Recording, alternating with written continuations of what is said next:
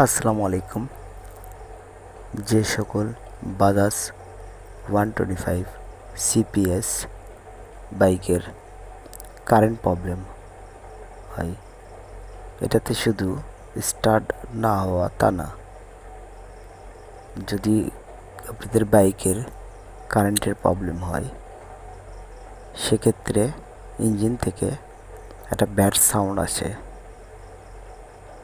যদি ইঞ্জিন থেকে যেরকম কানেক্টিং বিয়ারিং নষ্ট হয়ে গেলে যে একটা সাউন্ড আসে, ঠিক তেমনটাই যদি আপনাদের ম্যাগনেট আর্মেচার কয়েল শর্ট থাকে তাহলে সেই সমস্যাটি হবে।